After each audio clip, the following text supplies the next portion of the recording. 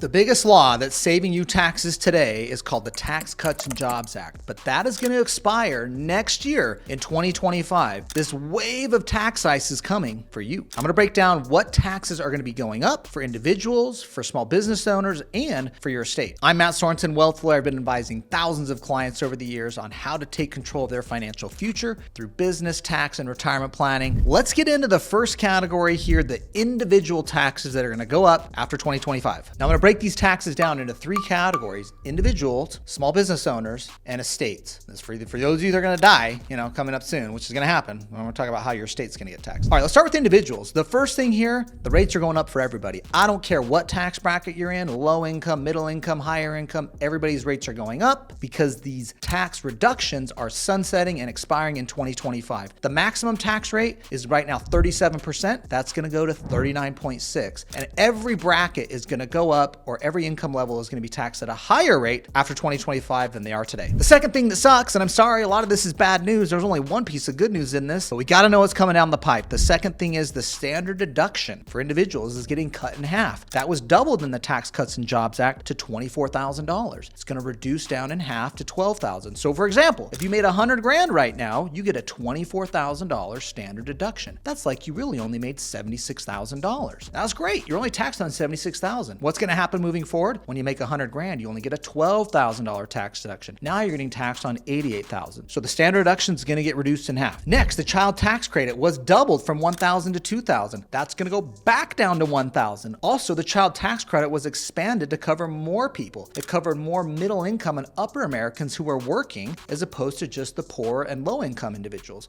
So that is going to go away too for the higher income or middle income workers who are relying on the child tax credit. By the way, this is people making $400,000 or less. Now, the last one here on the individual side of things is the SALT deduction. This is state and local tax deduction. This is actually a good thing because the state and local tax deduction was capped out at a maximum of $10,000 in the Tax Cuts and Jobs Act. That is going to sunset as well, meaning there will no longer be a cap on how much state and local taxes you can deduct. So if you're in a state with a high income state tax like California or New York, or a high state property tax like Texas, you can now use those taxes you pay as a deduction, even in excess of $10,000. This is the one bright spot in taxes after Tax Cuts and Jobs Act expires next year. All right, now let's talk about you small business owners. You're getting screwed. Let me just cut to the chase. You're getting screwed. The one thing in this tax legislation that was in favor of small business owners was something called the QBI, the qualified business income, that gave you a 20% deduction on your small business income, whether you're in an LLC or an S corporation. So for example, let's say you had a business that made $200,000. You had a 20% deduction, so you really only got taxed like you made $160,000. That was the huge benefit to small business. Now, why did small business get that deduction? Because big business got a reduction in the corporate tax. This is C corporations, big business. They got a reduction from 37% to 21%. Well, why is small business getting screwed? Here's why. That corporate tax deduction from 37 to 21% is permanent. In the law, they made that permanent. But for small business, this QBI 20% deduction that was the bone they threw to small business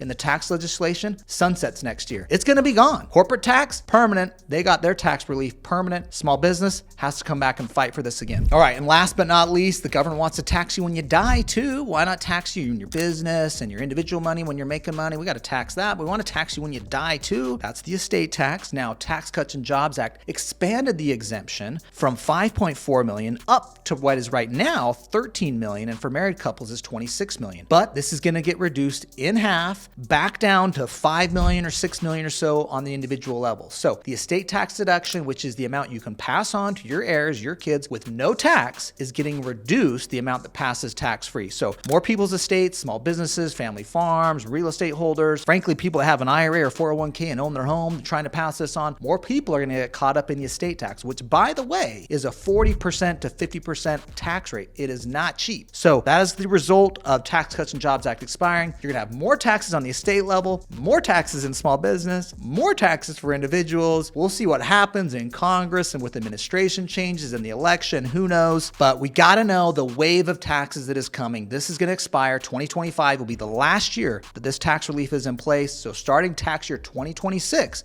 and forward, higher taxes are going to be here. Now, I don't want you to feel like there's nothing you can do. There's still great tax planning opportunities. We talk about that every day here on my channel. Please subscribe to the YouTube channel. Please follow our podcast. podcast, the Directed IRA podcast, the Main Street Business podcast. We'll see you next time.